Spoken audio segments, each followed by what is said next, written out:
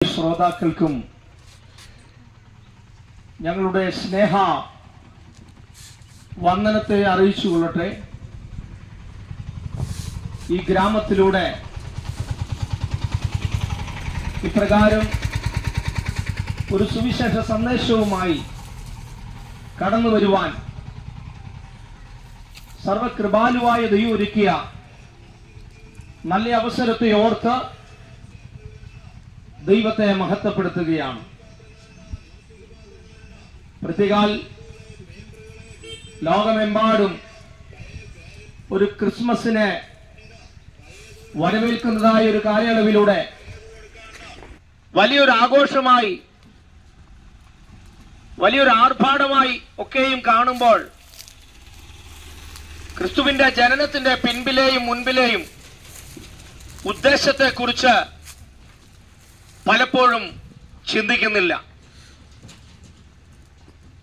മനുഷ്യനെല്ലാം പാപത്തിന്റെ പ്രവണതകൾ ഉള്ളവരാണ്.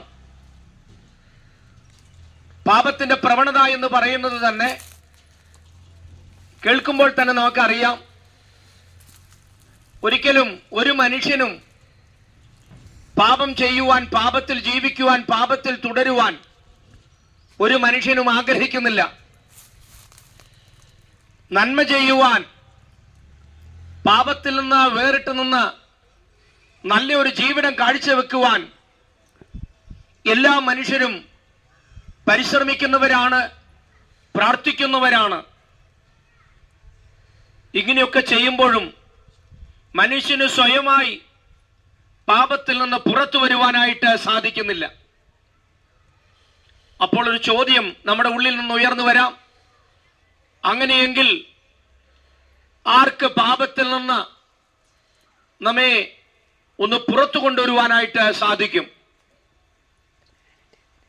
ഒരു മനുഷ്യൻ പാപത്തിൽ അകപ്പെട്ടാൽ ആ പാപത്തിൽ നിന്നൊരു മനുഷ്യനെ പുറത്തു കൊണ്ടുവരുവാൻ പാപമില്ലാത്ത ഒരു മനുഷ്യന് മാത്രമേ സാധ്യമാകൂ. ഒന്നുകൂടി ആഴത്തിൽ പറഞ്ഞാൽ, അഖിലാണ്ടത്തെ ഉരുവാക്കിയ ദൈവം, സ്വയം ഭൂവായ ദൈവം, സകലത്തിന്റെയും കാരണഭൂതനായ ദൈവം, ആ ദൈവത്തിൽ മാത്രമേ പാപമില്ലാത്തതായിട്ടുള്ളൂ എന്ന് വിശുദ്ധ ബൈബിൾ വളരെ വ്യക്തമായി പഠിപ്പിക്കുകയാണ്. അങ്ങനെയെങ്കിൽ ആ ദൈവത്തിന് മാത്രമേ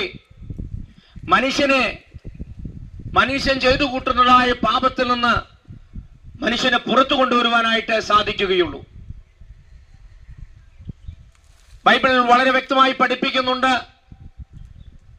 പാപത്തിന്റെ ശമ്പളം മരണമാണ്. പാപത്തിന്റെ ശമ്പളമായ മരണത്തിൽ നിന്ന് മനുഷ്യനെ പുറത്തു കൊണ്ടുവരുവാൻ മരണത്തെ ജയിച്ച ഒരു വ്യക്തിക്ക് മാത്രമേ സാധ്യമാകൂ. അങ്ങനെയെങ്കിൽ യേശു ക്രിസ്തു ഈ ഭൂമിയിൽ ജനിച്ചതിന്റെ പിൻപിൽ വളരെ പരമപ്രധാനമായ ശ്രേഷ്ഠമായ ഒരു ഉദ്ദേശമുണ്ട്. ജനിക്കുക, ജീവിക്കുക, മരിക്കുക. ജനിച്ചതും ജീവിച്ചതും മരിച്ചതും സകല മാനവരാശിക്കും വേണ്ടിയാണ്. ആ യേശുക്രിസ്തുവിന്റെ ജനനം മറ്റു ജനനങ്ങളിൽ നിന്നും വളരെ വ്യത്യസ്തമായിരുന്നു. യേശുക്രിസ്തുവിന്റെ ജനന കാലയളവിൽ അതേ പ്രായത്തിലുള്ള അനേക ആൺകുഞ്ഞുങ്ങളെ ഇല്ലായ്മ ചെയ്യുവാൻ കൽപ്പനകൾ പുറപ്പെടുവിക്കപ്പെട്ടു. എന്നാൽ യേശുക്രിസ്തുവിന്റെ ജനനത്തിന്റെ പ്രത്യേകത, അങ്ങനെ ഏതെങ്കിലും വ്യക്തികളുടെ വാളിനാലോ ആ നിലയിലുള്ള കൽപ്പനകളാലോ ഉള്ള ഒരു മരണമായിരുന്നില്ല. എല്ലാം ദൈവത്തിന്റെ പ്ലാനുകളും ദൈവത്തിന്റെ പദ്ധതികളുമായിരുന്നു. കന്യക ഗർഭം ധരിക്കും, ഒരു മകനെ പ്രസവിക്കും, അവൻ ഇമ്മാനുവേൽ എന്ന പേർ വിളിക്കപ്പെടും. നമുക്കറിയാം, നമ്മുടെ ഇടകളിലൊക്കെയും ഇമ്മാനുവേൽ എന്ന പേരുള്ള ആളുകളുണ്ട്. ഞാൻ കുറച്ച് നാളുകൾക്ക് മുമ്പ് ഇതേ പേരുള്ള ഒരാളോട് ചോദിച്ചു, അർത്ഥം എന്താ? അദ്ദേഹം പറയും, അർത്ഥം എനിക്കറിയത്തില്ല, എൻ്റെ പേര് ഇമ്മാനുവേല. ഇമ്മാനുവേൽ എന്ന് പറയുമ്പോൾ ദൈവം നമ്മോടുകൂടെയാണ്. നമുക്കറിയാം, വരുന്ന ദിവസം ക്രിസ്മസിനെ വരവേൽക്കുമ്പോൾ പേര് ഇമ്മാനുവേൽ എന്നാണെങ്കിലും ജീവിതം കൊണ്ട് പലപ്പോഴും ദൈവത്തെ വെളിപ്പെടുത്തുവാൻ പലർക്കും കഴിയുന്നില്ല. ഞങ്ങളിൽ ചിലരുടെയൊക്കെ പേര് മത്തായി എന്നാണ്. പക്ഷെ പലപ്പോഴും ഞാൻ കണ്ടിട്ടുള്ളത് പാപത്തിന്റെ കഠിനത നിമിത്തം ക്രിസ്ത്യൻ ഈ ലോകത്തിൽ നിന്ന് ഇല്ലാതായി തീർന്നു. മദ്യപാനത്തിന്റെ അടിമത്വത്തിൽ അകപ്പെട്ട് സമ്പത്ത് നഷ്ടപ്പെട്ട് സമൂഹത്തിലെ മാന്യത നഷ്ടപ്പെട്ട് തകർന്ന അനേക കുടുംബങ്ങൾ. പാപത്തിന്റെ കഠിനതകൾ എത്ര വലുതാണെന്ന് നമ്മൾ തിരിച്ചറിയണം. ഒരു മദ്യപാനിയുടെ ജീവിതത്തിൽ അവന്റെ ഉള്ളിൽ പലപ്പോഴും ഇതുപോലെ മദ്യപിക്കുന്ന പലരുമായി ഞാൻ സംസാരിക്കുമ്പോൾ അവരെന്നോട് പങ്കുവെച്ചിട്ടുള്ളൊരു കാര്യം, ഞങ്ങൾക്ക് ഈ മദ്യത്തിൽ നിന്നും മയക്കുമരുന്നിൽ നിന്നും ഒന്ന് പുറത്തു വരണം, ആർക്ക് ഞങ്ങളെ രക്ഷിക്കുവാൻ കഴിയും? ബൈബിൾ പറയുന്നു, മറ്റൊരുത്തനിലും രക്ഷയില്ല. രക്ഷിക്കപ്പെടുവാൻ ആകാശത്തിന്റെ കീഴിൽ മനുഷ്യരുടെ ഇടയിൽ നൽകപ്പെട്ട ഏക നാമം അത് യേശുക്രിസ്തു മാത്രമാണ്. അതിന്റെ അർത്ഥം പാപത്തിൽ നിന്ന് രക്ഷിക്കുവാൻ, മനുഷ്യനെ പാപം നിമിത്തമുണ്ടായിരിക്കുന്ന തകർച്ചകളിൽ നിന്ന് രക്ഷിക്കുവാൻ യേശുക്രിസ്തുവിനല്ലാതെ മറ്റാർക്കും സാധ്യമല്ല. യേശുക്രിസ്തു ആരെന്ന് ചോദിച്ചാൽ അസാധ്യങ്ങളെ സാധ്യമാക്കുന്നവനാണ്. വിശുദ്ധ ബൈബിളിൽ പഴയ നിയമമെന്നും പുതിയ നിയമമെന്നും രണ്ട് ഭാഗങ്ങളുണ്ട്. പുതിയ നിയമത്തിൽ സുവിശേഷമുണ്ട്. സുവിശേഷത്തിലൊക്കെയും കാണുവാൻ കഴിയുന്നത് യേശു കർത്താവ് ചെയ്യുന്നതായ അത്ഭുത പ്രവൃത്തികളെ സുവിശേഷങ്ങളിൽ കാണുവാനായിട്ട് സാധിക്കുന്നു. കാരണം ഒരു ദൈവത്തിന് മാത്രം ചെയ്യുവാൻ കഴിയുന്ന കാര്യം വേഷത്തിൽ മനുഷ്യനായി ഈ ഭൂമിയിലേക്ക് അവതരിച്ച 33.5 തിരുവയസ്സ് വരെയും ജീവിതയാത്രയിൽ കർത്താവ് യേശു ക്രിസ്തു ചെയ്ത ചില അത്ഭുതങ്ങളെ കുറിച്ച് സുവിശേഷങ്ങളിൽ വളരെ വ്യക്തമായി വിവരിക്കുന്നുണ്ട്. പച്ചവെള്ളത്തെ വീഞ്ഞാക്കുക മനുഷ്യന് അസാധ്യമാണ്. എന്നാൽ ദൈവത്തിന് ഒരിക്കലും അത് അസാധ്യമല്ല. വെള്ളത്തിന്റെ മുകളിൽ കൂടെ നടക്കുക മനുഷ്യന് അസാധ്യമാണ്. എന്നാൽ ദൈവത്തിന് അത് അസാധ്യമല്ല. അന്ധർക്ക് കാഴ്ച കൊടുക്കുക മനുഷ്യന് അസാധ്യമാണ്. എന്നാൽ ദൈവത്തിനത് അസാധ്യമല്ല. അമ്മയുടെ ഗർഭം മുതൽ മുടന്തരായവർക്ക് സൗഖ്യം കൊടുക്കുക മനുഷ്യന് അസാധ്യമാണ്. എന്നാൽ ദൈവത്തിന് അത് അസാധ്യമല്ല. മരിച്ച മനുഷ്യനെ വീണ്ടും തിരികെ ജീവിതത്തിലേക്ക് കൊണ്ടുവരിക എന്നുള്ളത് മനുഷ്യന് അസാധ്യമാണ്. എന്നാൽ ദൈവത്തിന് അത് അസാധ്യമല്ല. സുവിശേഷങ്ങളിലൊക്കെയും കാണുവാൻ കഴിയുന്നത് മനുഷ്യന് അസാധ്യമായ കാര്യങ്ങളെ ഈ ഭൂമിയിൽ ജനിച്ച് ജീവിച്ച് ശുശ്രൂഷ കാലയളവിൽ കർത്താവ് യേശു ക്രിസ്തു കാണിച്ചു തരികയുണ്ടായി. അതുമാത്രമല്ല, തന്റെ അടുക്കൽ വന്ന് പാപത്തിൽ ബന്ധിക്കപ്പെട്ട വ്യക്തി ജീവിതങ്ങൾക്ക് യേശു ക്രിസ്തു പാപമോചനം കൊടുക്കുന്നത് കാണുവാനായിട്ട് സാധിക്കുന്നു. കാരണം ഈ ഉലകത്തിൽ പാപമോചനം കൊടുക്കുവാൻ കഴിയുന്ന ഒരു വ്യക്തിത്വം ഉണ്ടെങ്കിൽ അത് കർത്താവായ യേശു ക്രിസ്തുവാണ്. അങ്ങനെയെങ്കിൽ യേശു ക്രിസ്തു ഈ ഭൂമിയിൽ ജനിച്ചതിന്റെ പിൻപിലെ ഏറ്റവും പരമപ്രധാനമായ ഉദ്ദേശം തന്നിൽ വിശ്വസിക്കുന്നവർക്ക് പാപമോചനം കൊടുക്കുക എന്നുള്ളതാണ്. പാപമോചനം കൊടുക്കുക എന്ന് പറയുമ്പോൾ പ്രാരംഭത്തിൽ ഒരു മനുഷ്യൻ താൻ പാപിയാണെന്നുള്ള ബോധ്യം വരണം. എന്താണ് പാപം? ദൈവത്തിന്റെ കൽപ്പനയ്ക്കും ദൈവത്തിന്റെ വചനത്തിനും വിപരീതമായി ചിന്തിച്ച് യാത്ര ചെയ്യുന്ന സ്വഭാവത്തിന്റെ മേഖലകളെയാണ് പാപം എന്ന് പറയുന്നത്. ഞാൻ പ്രാരംഭത്തിൽ ഒരു കാര്യം ഓർപ്പിച്ചു. മദ്യപിക്കുവാൻ ആരും താല്പര്യപ്പെടുന്നില്ല, അല്ലെങ്കിൽ ലഹരി ഉപയോഗിക്കുവാൻ ആരും താല്പര്യപ്പെടുന്നില്ല. താൽക്കാലികമായി ഒരു രസത്തിന് വേണ്ടി തുടങ്ങുന്നതാണ്.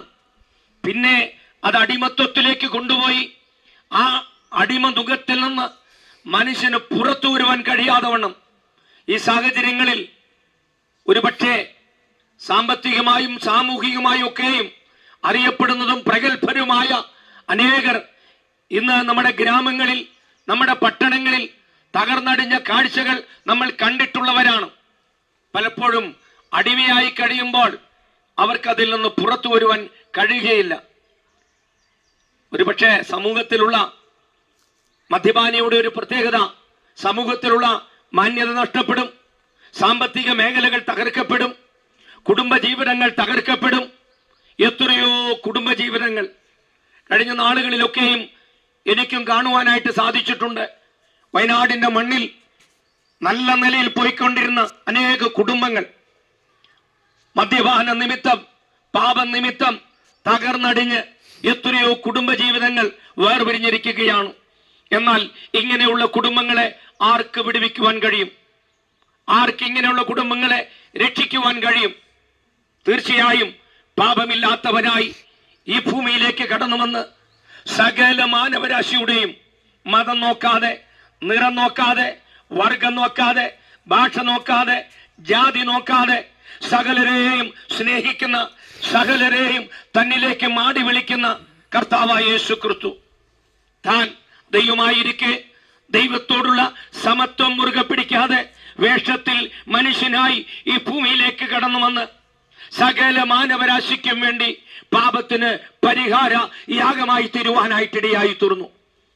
അതുകൊണ്ട് എന്നെ കേൾക്കുന്ന പ്രിയ സഹോദരി, സഹോദര, സ്നേഹിത, കുഞ്ഞെ, മാതാവേ, പിതാവേ, പാപത്തിന് വിമോചനത്തിന് ഒറ്റ മാർഗമേ ഉള്ളൂ.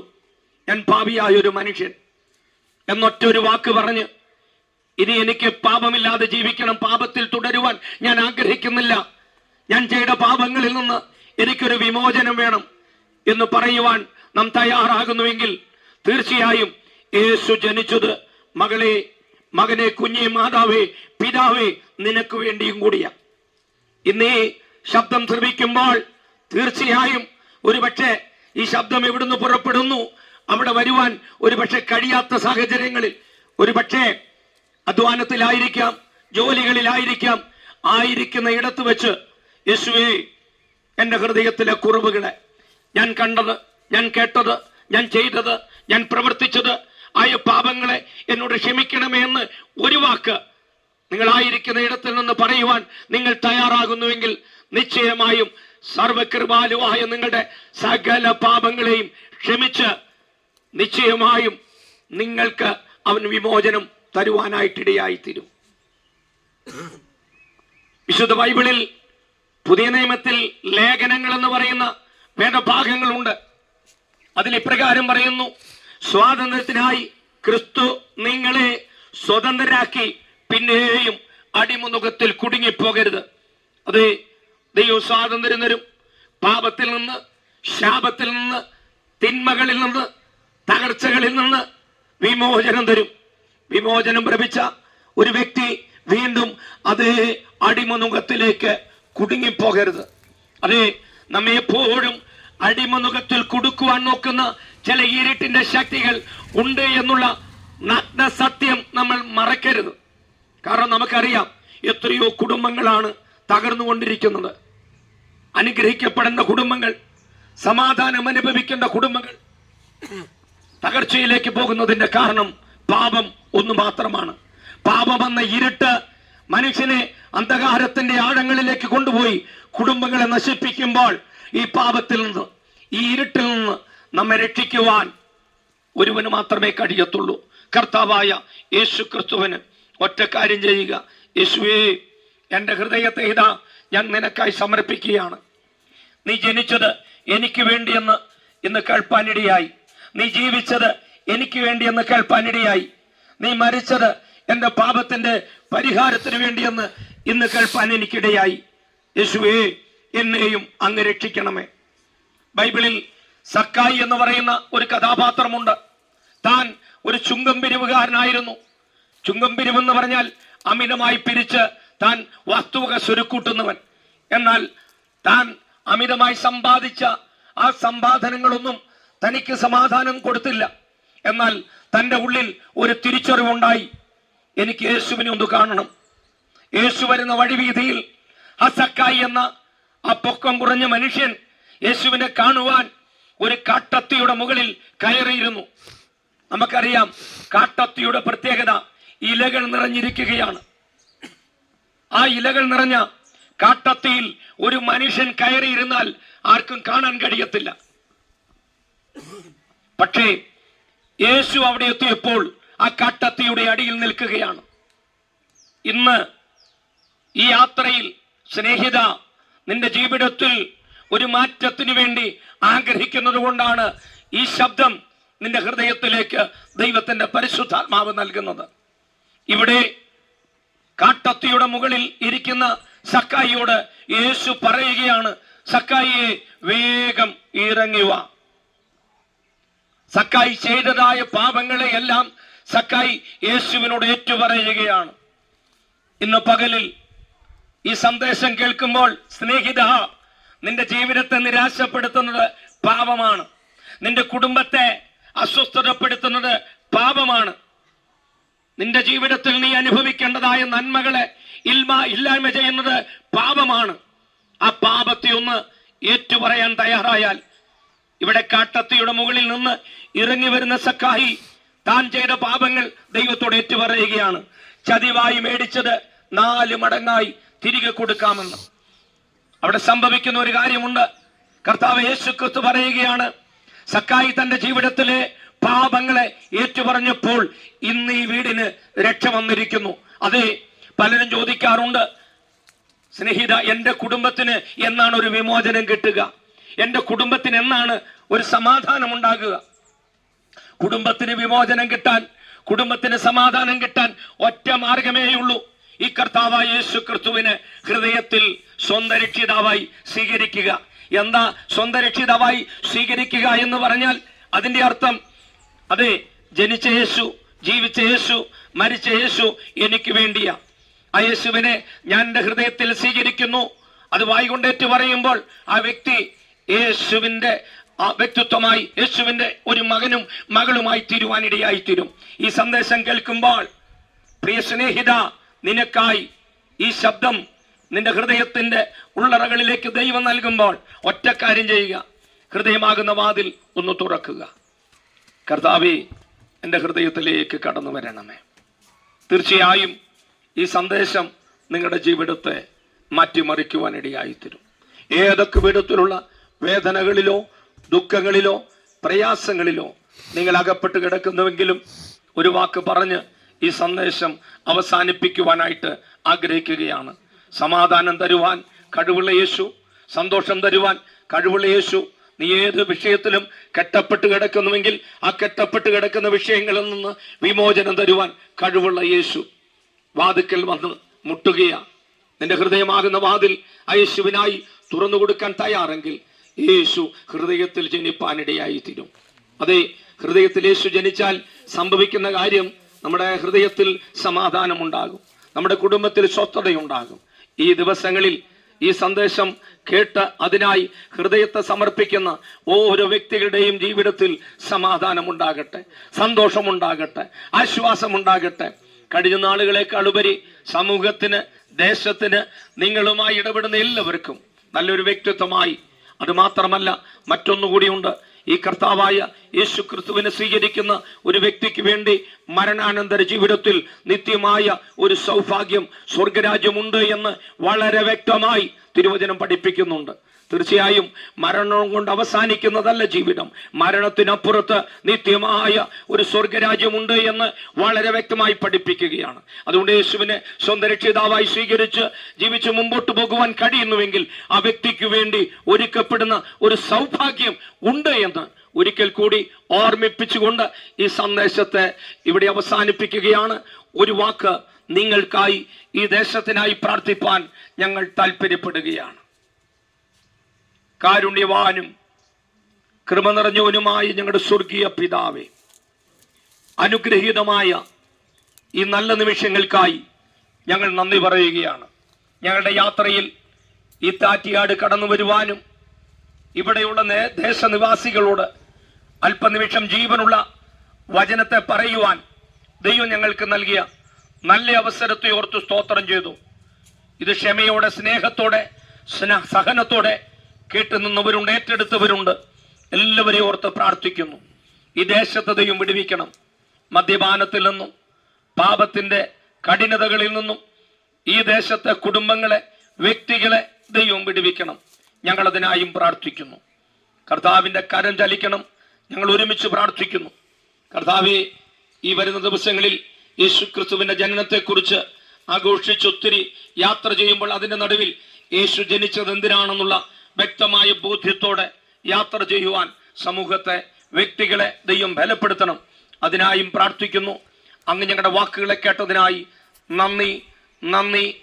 യേശു ക്രിസ്തുവിൻ നാമത്തിൽ തന്നെ. ആമേൻ.